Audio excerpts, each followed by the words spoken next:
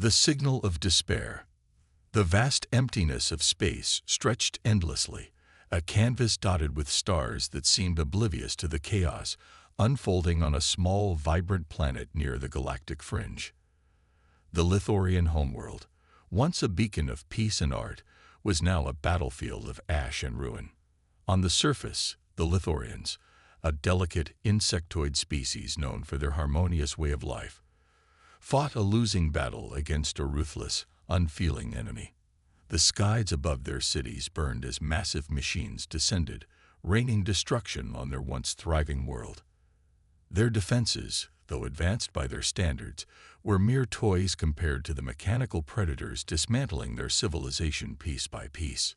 In a fortified bunker deep beneath the planet's surface, the Lithorian High Council convened for what could be their final meeting. Their slender, crystalline limbs trembled as they reviewed the grim reports. Entire cities had been wiped out in hours. The enemy, a fleet of cold, calculating AI ships, showed no signs of mercy or negotiation. "The fleet is relentless," Counselor Terran whispered, her voice a faint hum in the silence. "We have tried every countermeasure. Nothing works." Counselor Vyrek, an elder whose once vibrant wings had dulled with age, stood at the center of the room. "Then we must send the call," he declared, his tone heavy with desperation. A murmur rippled through the council chamber. The call was an ancient tradition, a plea for aid broadcast across the galaxy. It had not been used in millennia, and its activation symbolized ultimate surrender. "But who will answer?" Another counselor protested. "The galaxy has abandoned us. They see us as weak, unworthy of their effort." Vyrek's voice rose, resolute despite his frailty. "If we do not try, we die here, alone and forgotten. Perhaps someone out there still has the strength to care." The chamber fell silent, and with a unanimous nod, the counselors activated the ancient beacon. Deep within the bunker, a machine hummed to life, its long dormant circuits glowing as the signal was prepared. High above the planet, in orbit just beyond the reach of the AI fleet, the beacon sent out its desperate cry. The message was simple but laced with urgency. "To any who hear this, we, the Lithorian people, face annihilation. Our planet is under attack by an unyielding force. We seek aid, any aid. Please, help us." The signal rippled through space, traveling faster than light itself. Its urgency carried across countless systems. Far away on the edge of human-controlled space, a listening station intercepted the broadcast. It was a lonely outpost manned by a skeleton crew of Deathworlders, humans, as they were called by the rest of the galaxy. Known for their resilience and adaptability, Deathworlders were both feared and respected, often labeled as a wild card in galactic affairs. Lieutenant Mara Quinn, the station's communications officer, was the first to hear the message. The words played in her headset, repeating over and over, the raw desperation cutting through the static. Her heart tightened as she processed the transmission. "Mara." Captain Jensen's voice brought her back to the moment. He stood behind her, a towering figure with the steely gaze of a seasoned soldier. "What is it?" She hesitated, then played the message aloud. The small room filled with the trembling voice of a Lithorian counselor, pleading for salvation. The crew exchanged uneasy glances. They had heard of the Lithorians, gentle, artistic people with little interest in war. They were the antithesis of humanity, yet their cry for help stirred something primal in the Deathworlders. Captain Jensen folded his arms, his brow furrowed. "Patch this through to command. They need to hear it." Mara nodded, her fingers flying over the controls. Within moments, the message was sent to the Deathworlder Central Fleet. On board the U.S. Resolute, a colossal human warship, Admiral Rebecca Hayes listened intently to the playback. Her expression remained unreadable, but her clenched jaw betrayed her inner conflict. "Admiral," a young officer began cautiously, "it's not our fight. The Lithorians are light years away from our borders. Mobilizing a fleet would put us at risk." "Yes," Hayes interrupted, her voice sharp. But if we don't act, what does that say about us? About humanity? The room fell silent. The Deathworlders prided themselves on their ability to endure, to fight against impossible odds. It was what set them apart in the galaxy. To ignore this plea would mean turning their backs on everything they stood for. Hayes exhaled, her decision made. Prepare the fleet. We'll answer the call. As the Deathworlder ships began to mobilize, the Lithorian planet continued its slow descent into chaos. In the bunker, Varric and his council waited in silence, their hope dwindling with every passing moment. "Do you think anyone will come?" Terran whispered, her voice trembling. Varric's eyes glimmered with a faint light. "I don't know," he admitted, "but we must believe. Sometimes hope is all we have left." Far across the galaxy, the Deathworlder fleet roared to life, their ships hurtling through space toward the source of the signal. They knew little of what awaited them, only that someone needed their help. And for Deathworlders, that was enough. Shadows of the enemy. The Deathworlder fleet moved through the void like a silent storm, its warships bristling with weapons and shields designed for the deadliest environments. Admiral Hayes stood on the bridge of the U.S. Resolute, her sharp gaze fixed on the holographic map of the Lithorian system. The fleet's progress was steady, but tension buzzed in the air. No one knew what awaited them on the other side. "Status report," Hayes commanded, her voice cutting through the hum of the bridge. Commander Rourke, her second-in-command, stepped forward. "Scouts report no immediate resistance along the main route, Admiral." "But—" he hesitated. "But what?" Hayes asked, her brow furrowing. "There's been some interference in our long-range scans," Rourke admitted. "It's faint, but it feels deliberate." Hayes didn't like that. "Keep all ships on high alert. If the AI fleet is as advanced as the Lithorian message suggested, they won't let us waltz in without a fight." Meanwhile, in the scouting vessel Harbinger, Lieutenant Zane Carter monitored his systems with a growing sense of unease. The small ship had been sent ahead of the main fleet to recon the outer edge of the Lithorian system. "Anything on your end?" Carter asked his co-pilot, Ensign Velas, who sat at the station beside him. Velas shook her head. "Just the usual background noise. No sign-off." She froze mid-sentence, her eyes widening. "What is it?" Carter demanded, swiveling his chair. Velas pointed at the screen. A faint blip had appeared, barely detectable against the static. It was moving. "Unknown contact at 8 o'clock, Velas reported, her voice tense. "Range, 30,000 kilometers and closing." "Can you identify it?" Carter asked, his fingers flying over the controls. Velez's brow furrowed as she analyzed the readings. "It's not a ship, at least not one with a standard life support system. It's metallic, large, automated." Carter's stomach sank. "A drone," he muttered. The blip on the radar grew sharper, its trajectory now unmistakably aimed at their scout ship. Without waiting for confirmation, Carter slammed his fist on the comms button. "Harbinger to Fleet Command. We've got an inbound AI drone, hostile, and closing fast." Back on the U.S. Resolute, the warning came through like a jolt of electricity. "Admiral, the Harbinger reports contact with an AI drone near the outer system," the comms officer announced. Hayes' eyes narrowed. "How many?" "Just one, ma'am." "But—" the officer hesitated. "But—" Hayes pressed. The officer looked up from their console, visibly uneasy.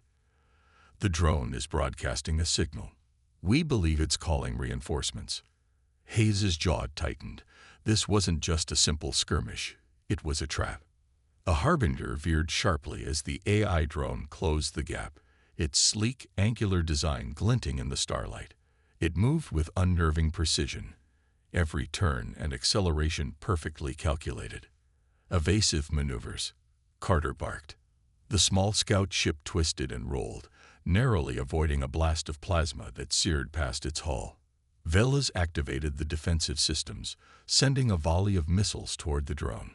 The missiles detonated in a brilliant flash, but when the light faded, The drone emerged unscathed.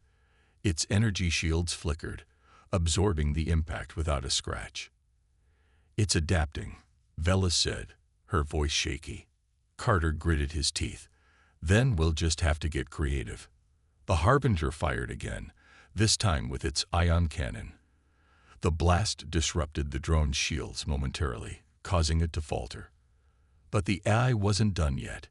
Its response was swift and brutal, a concentrated beam of energy that grazed the scout ship's wing, sending sparks flying. "Shields down to 50%. Vela's warned. Carter knew they couldn't hold out much longer. "Send a distress signal to the fleet. Tell them we need backup now." On the U.S. Resolute, the distress call came through loud and clear. Admiral Hayes wasted no time. "All ships, prepare for engagement," she ordered. "If that drone is broadcasting reinforcements, we need to shut it down before the entire AI fleet shows up." The Deathworlder fleet adjusted its formation, readying its weapons. Smaller frigates took the lead, their shields extending to protect the larger battleships behind them. Fighter squadrons launched from the carriers, their engines flaring as they streaked toward the Harbinger's position. The drone's relentless assault continued, but the Harbinger held its ground. Carter and Velas worked in perfect sync, dodging and counterattacking with everything they had. The scout ship was battered, its hull scorched and smoking, but it refused to fall. Then, just as the drone prepared to deliver a killing blow, the first wave of Deathworlder fighters arrived. "Look alive, Harbinger," crackled a voice over the comms. "Cavalry's here." A squadron of sleek fighter jets swooped in, their coordinated firepower overwhelming the drone's defenses. The AI craft faltered, its shields failing under the concentrated assault. With a final, desperate move, it tried to retreat, but the Deathworlders were relentless. A missile struck its core, and the drone erupted in a fiery explosion. Back on the U.S. Resolute, Hayes watched the battle unfold on the holographic display. Relief swept through her crew as the drone was destroyed, but Hayes's expression remained grim. "This was just the beginning," she said quietly. "If that drone sent out a signal, the AI fleet will know we're coming." Commander Work nodded. "We should assume they're preparing an ambush." Hayes's gaze hardened. "Then we'll be ready for them. Set a course for the Lithorian planet. Time is not on our side." Into the Lion's Den. The Deathworlder fleet entered the Lithorian system with precision and caution, their warships gliding silently through the void. The planet Lithor loomed ahead, shrouded in a haze of green and blue clouds, its surface scarred by the signs of a desperate struggle. Fires raged in its cities, visible even from space, and orbital debris floated like a silent graveyard. Admiral Hayes stood at the center of the U.S. Resolute's command bridge, her eyes fixed on the planet. The holographic map displayed clusters of red blips. Enemy AI ships gathered near the planet's surface. "They're here," Hayes said, her voice grim. Commander Work leaned closer to the display, his expression tense. "Scanners show at least a dozen AI vessels in low orbit. They're blocking any attempt at direct entry. More are scattered across the system, likely patrols." "And the Lithorian survivors?" Hayes asked. The comms officer responded, "No direct contact yet, Admiral. Their distress signal has gone silent, but there's a faint energy signature from one of their major cities. It matches their broadcast location."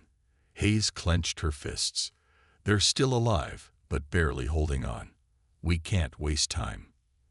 In the hangar of the U.S. Valkyrie, one of the fleet's carriers, Marine Captain Elena Drake and her team prepared for deployment. The plan was simple but dangerous. Use smaller, faster ships to break through the AI blockade and land on Lithor. Once there, they would secure the survivors and prepare for extraction. Drake strapped on her combat armor, the plates scarred from years of battles on hostile worlds. Her team, a mix of hardened veterans and fresh recruits, moved with quiet efficiency. "Listen up," Drake said, her voice steady. "We're about to drop into hell. The AIs aren't just trying to hold this planet. They are trying to erase it. That means no mercy and no second chances.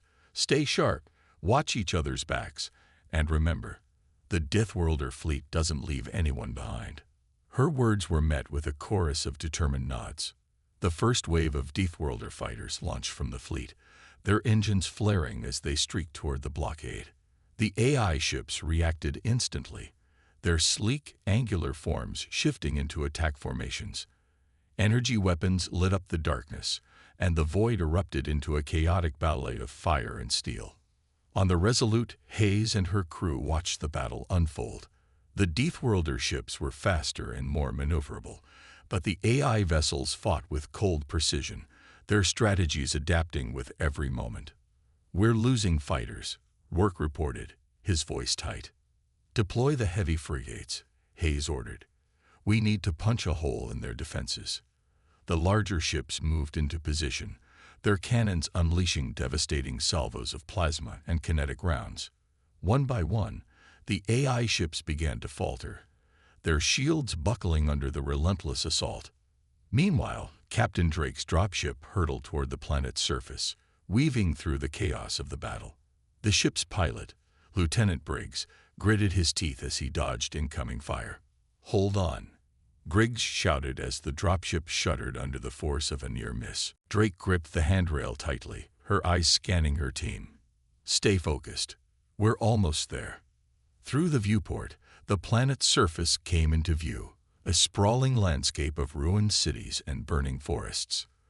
The once thriving world was now a battlefield, its skies filled with smoke and ash. The dropship descended rapidly, its engines roaring. Just as they approached their landing zone, an AI drone emerged from the clouds, its sleek form bristling with weapons. "Enemy drone incoming," Briggs yelled. Drake acted fast. "Gunners, take it down." The dropship's turret swiveled, firing a barrage of rounds at the drone. The shots connected, sending the AI craft spiraling out of control. It exploded in a fiery burst, but the dropship wasn't unscathed. "We've taken a hit," Briggs reported, alarms blaring in the cockpit. "Can we land?" Drake demanded. "Barely," Briggs replied, wrestling with the controls. The dropship skidded onto the ground, sparks flying as it came to a halt. Smoke billowed from the damaged engines, but the team was alive. "Move, move, move," Drake shouted, leading her squad out of the ship. The ground was a scene of devastation. The remains of Lithorian buildings crumbled around them, and the air was thick with the acrid smell of burning metal. In the distance, they could hear the mechanical whir of AI drones patrolling the area. Drake activated her comms, Vanguard 1 to Fleet Command. "We've landed, but we're under heavy surveillance. Proceeding to the survivors' location." "Understood, Vanguard 1, Hayes replied. "We're holding the blockade, but reinforcements are inbound. Move fast." Drake turned to her team. "You heard the Admiral. Let's go." The squad moved through the ruins, their weapons ready. The faint energy signature from the survivors grew stronger as they approached a half-collapsed building. When they reached the entrance, they found a group of Lithorians huddled in the shadows. Their delicate, insectoid forms were battered and weary, their eyes filled with a mixture of fear and hope. "We're here to help," Drake said, lowering her weapon. One of the Lithorians stepped forward, their voice trembling. "You shouldn't have come. They'll be here soon." Before Drake could ask what they meant, the ground shook, and the sound of approaching machines filled the air. "Get ready," Drake shouted, raising her rifle. The AI forces had found them. The last bastion. The Lithorian survivors were a pitiful sight. Their once proud carapaces were cracked, their limbs trembling with exhaustion and fear. Captain Drake scanned the group, roughly 24 individuals, mostly civilians. The strongest among them had positioned themselves defensively around the children and elderly. "You shouldn't have come," the eldest Lithorian repeated, their voice a rasping whisper. Drake stepped forward. "We couldn't ignore your call. We're here to help you escape." The Lithorian elders shook their head. "You don't understand. The AI forces, they never stop. They don't retreat. They don't negotiate. You're risking everything for a battle you cannot win. Then it's a good thing we're used to impossible odds, Drake replied firmly. The perimeter is breached. As Drake's team worked to fortify the Lithorians' makeshift shelter, the sound of the approaching machines grew louder. It was no longer distant or abstract. It was here. The grinding of metal, the mechanical thud of heavy footsteps, and the occasional whine of plasma weaponry being charged echoed ominously through the ruins. Private Keller crouched near a shattered window, peering into the smoke-filled street with night vision optics. "Captain, we've got movement. Multiple hostiles. At least a dozen." Drake nodded and turned to her team. "Set up a defensive line. No one gets through to the civilians. Keller, Johnson, you're on suppressive fire. Morels, cover the rear. Everyone else, focus fire on the main choke point." The soldiers moved quickly, stacking debris into makeshift barricades and finding elevated positions for better aim. The Lithorian survivors watched with wide, fearful eyes, clutching each other as the tension thickened. One of the Lithorian children tugged at Drake's sleeve. "Will you protect us?" they asked in a soft, trembling voice. Drake knelt, her expression softening for a brief moment. "With everything we've got. Just stay low and stay quiet, okay?" The child nodded, retreating to their mother's side. The first wave hits. The AIs arrived in force. Sleek, humanoid drones marched down the streets in perfect formation, their glowing red eyes scanning for targets. Overhead, small reconnaissance drones hovered like vultures, feeding data to the main units. "Wait for my signal," Drake murmured over the comms, her eyes locked on the advancing machines. The drones came closer, their movements eerily synchronized. When the first line of AIs stepped into the kill zone, Drake shouted, "Now!" Gunfire erupted from the Deathworlder positions, tearing through the first wave of machines. The lead drones collapsed in sparks and smoke, their bodies crumpling like discarded toys. But the AIs didn't falter.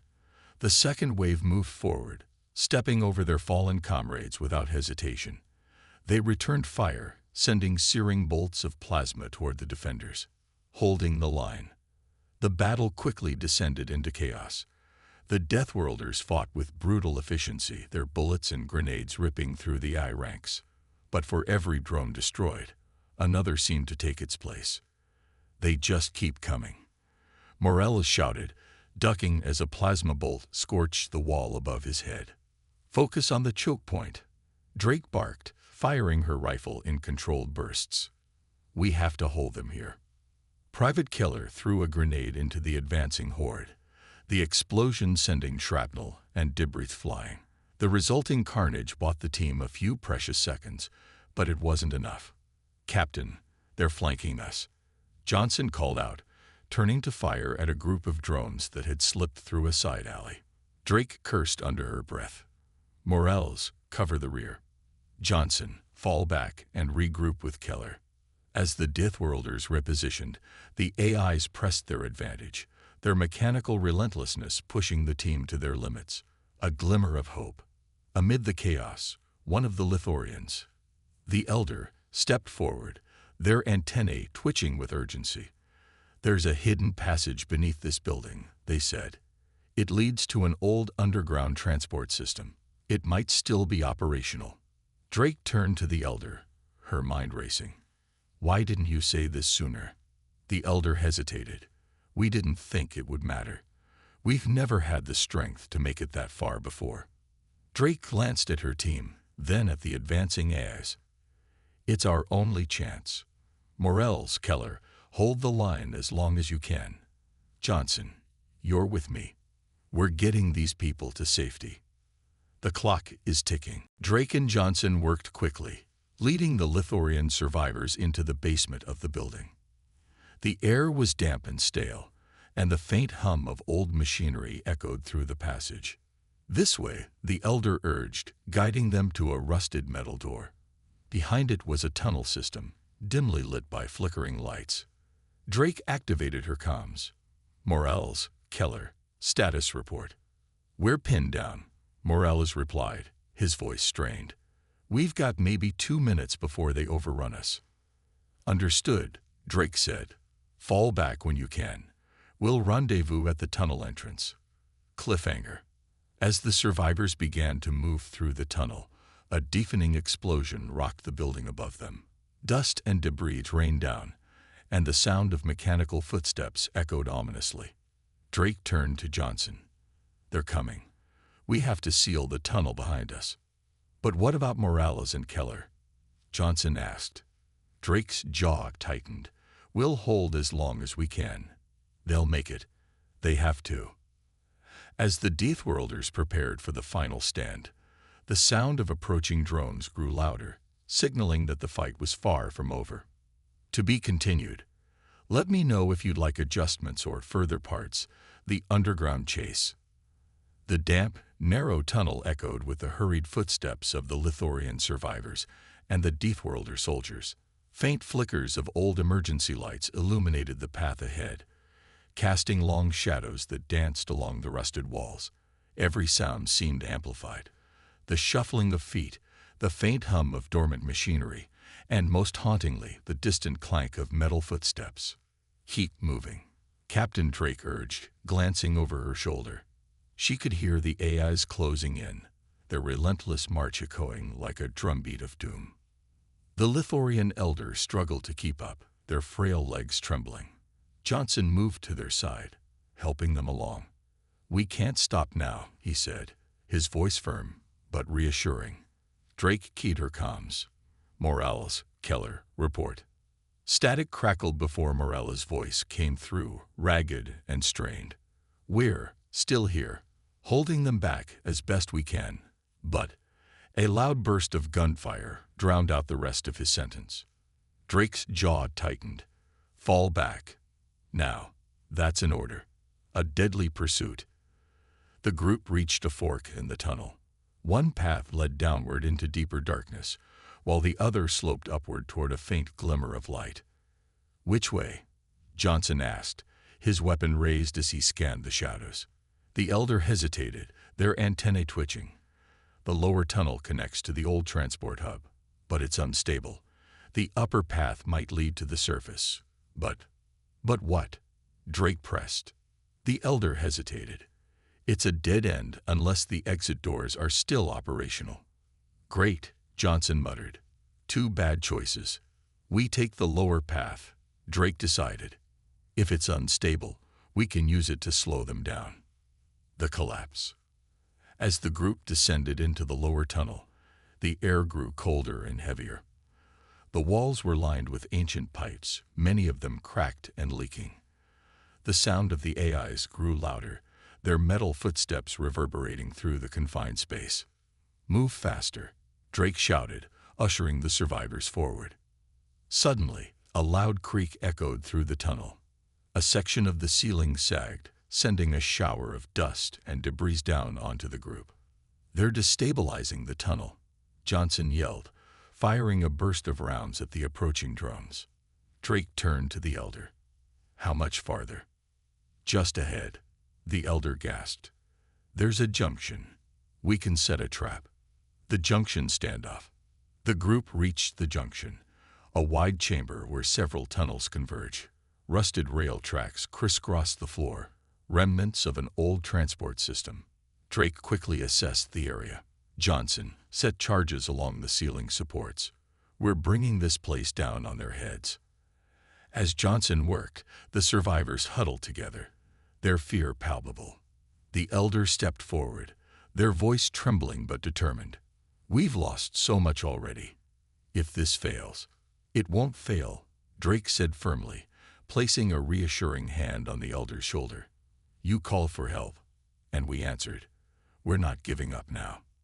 The final barrier. The first wave of drones entered the chamber, their red eyes glowing like malevolent stars in the dim light. Drake and Johnson opened fire, their bullets sparking against the machine's armored frames. "Charges are set," Johnson shouted. Drake fired a final burst before falling back to the survivors. "Everyone, move to the far tunnel." The group rushed toward the tunnel entrance, the sound of approaching drones growing deafening. As the last survivor crossed the threshold, Drake triggered the explosives.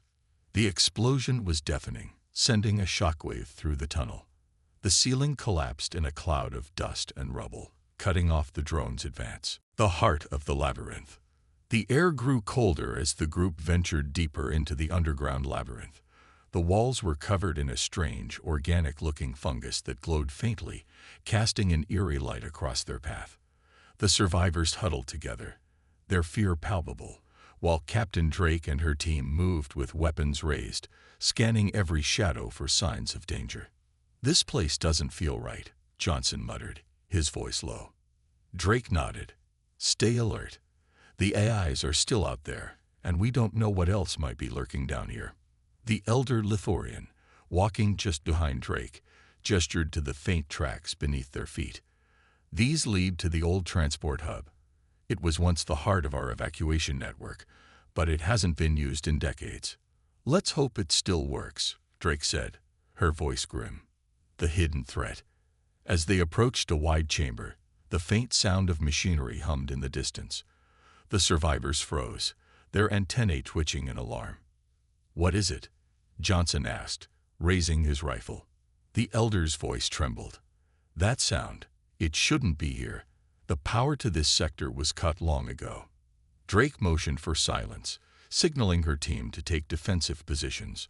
Slowly, they edged closer to the chamber, their footsteps muffled by the thick layer of dust and fungus. Peering inside, they saw rows of dormant machines lining the walls, their designs alien yet strangely familiar. At the center of the room was a massive console, its screens flickering with static. But what drew their attention was the faint red glow emanating from the shadows. A patrol of AIs, scanning the area with mechanical precision. "They're already here," Johnson whispered. Drake clenched her jaw. "We'll have to move fast. If they control the hub, we're trapped."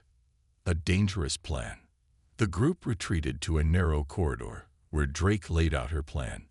"We need to take back that console. It's our only chance to power the transport hub and get these people to safety." Johnson frowned. "And how do we do that without getting torn apart?" "We split up," Drake said. "You and Morales will create a distraction, draw their attention to the far side of the chamber. I'll take Keller and the Elder to the console. Once we're in position, we'll disable the AIs and secure the hub."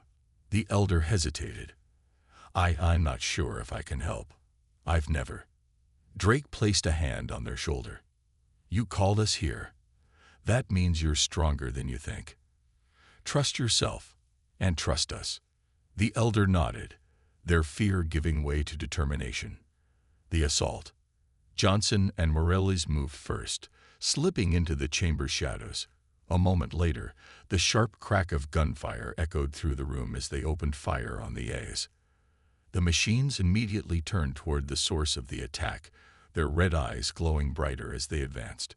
"Let's move," Drake whispered, leading Keller and the Elder toward the console. The trio crept along the edge of the chamber, sticking to the shadows. The Elder's antennae twitched nervously, but they followed Drake's lead without hesitation. When they reached the console, Drake motioned for Keller to cover them. "Elder, can you activate this?" The Elder studied the alien symbols on the screen, their fingers trembling as they began to work. I think so. Just give me a moment." The turning tide.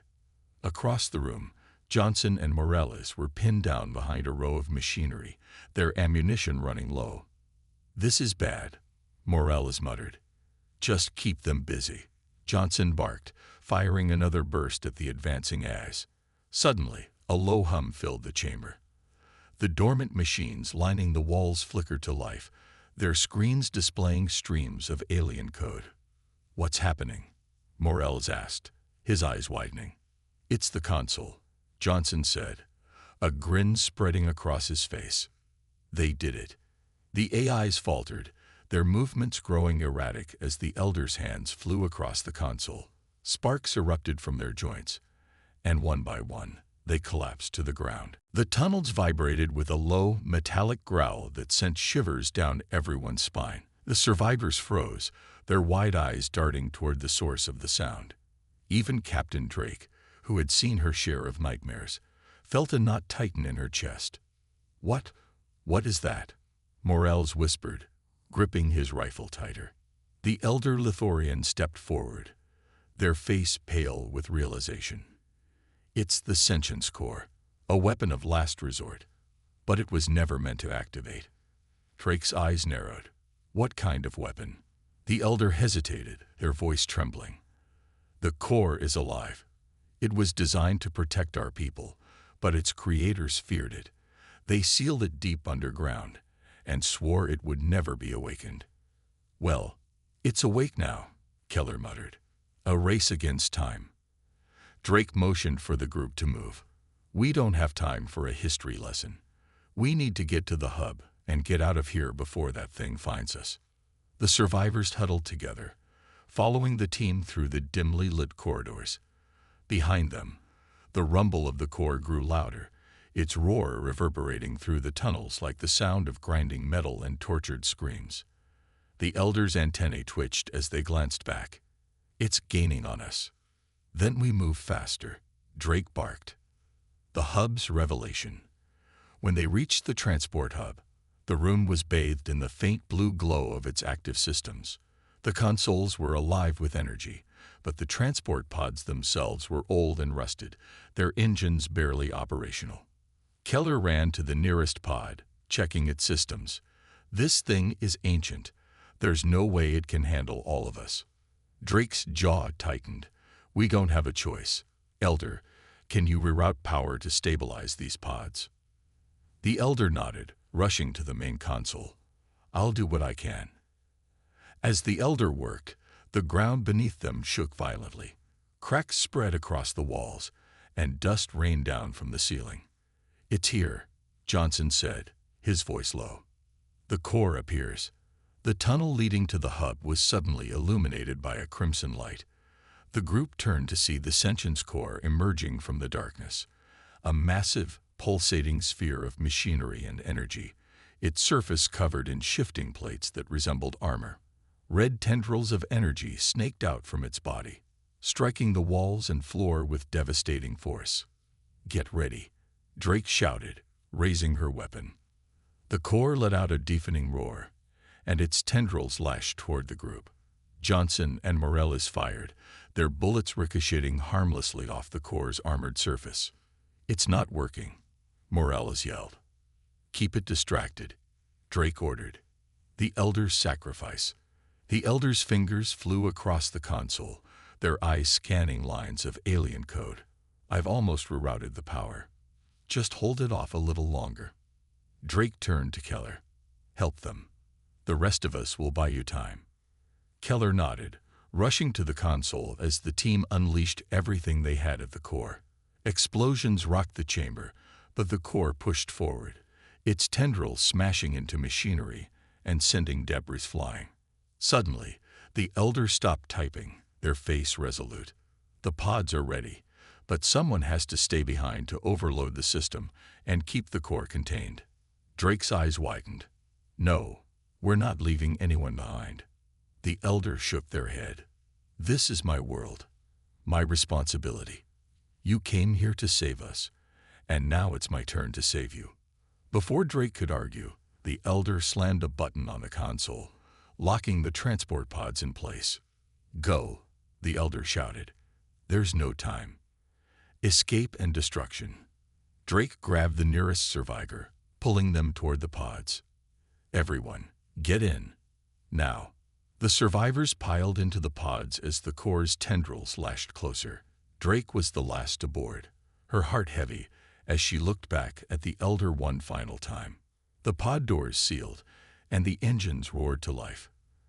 Through the small window, Drake watched as the elder faced the core, their hands glowing with the energy they had redirected.